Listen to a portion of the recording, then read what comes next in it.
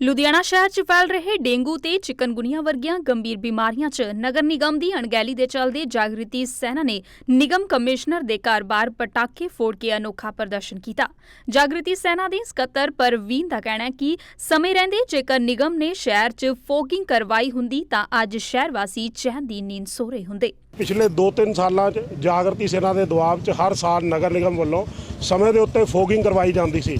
ਇਸ ਸਾਲ ਕਿਨਾਂ ਕਾਰਨਾਂ ਕਰਕੇ ਇਹਨਾਂ ਨੇ ਫੋਗਿੰਗ ਨਹੀਂ ਕਰਵਾਈ। ਅਸੀਂ ਇਹਨਾਂ ਨੂੰ ਵਾਰਨ ਕੀਤਾ ਸੀ, ਜਿਹਦਾ ਨਤੀਜਾ ਇਹ ਹੋਇਆ ਘਰ ਘਰ ਦੇ ਵਿੱਚ ਡੇਂਗੂ ਔਰ ਚਿਕਨਗੁਨੀਆ ਫੈਲ ਗਿਆ, ਜਿੱਥੇ ਲੋਕਾਂ ਦਾ ਆਰਥਿਕ ਨੁਕਸਾਨ ਹੋ ਰਿਹਾ, ਸਰੀਰਕ ਨੁਕਸਾਨ ਵੀ ਹੋ ਰਿਹਾ। ਅੱਜ ਅਸੀਂ ਪਟਾਕੇ ਫੋੜ ਕੇ ਇਹਨਾਂ ਨੂੰ ਕੁੰਭਕਰਨੀ ਨੀਂਦ ਤੋਂ ਜਗਾਉਣ ਦੀ ਕੋਸ਼ਿਸ਼ ਕੀਤੀ ਆ। ਜਾਗ੍ਰਿਤੀ ਸੈਨਾ ਨੇ ਨਿਗਮ ਪ੍ਰਸ਼ਾਸਨ ਨੂੰ 1 ਹਫ਼ਤੇ ਦਾ ਸਮਾਂ ਦਿੱਤਾ ਹੈ। ਜੇਕਰ ਇਸ ਦੌਰਾਨ ਫੋਗਿੰਗ ਨਾ ਕੀਤੀ ਗਈ ਤਾਂ ਉਹ ਸੰਘਰਸ਼ ਤੇਜ਼ ਕਰਨਗੇ। ਲੁਧਿਆਣਾ ਤੋਂ ਨਰਿੰਦਰ ਮਹਿੰਦਰੂ, ਜਗਬਾਣੀ ਟੀਵੀ।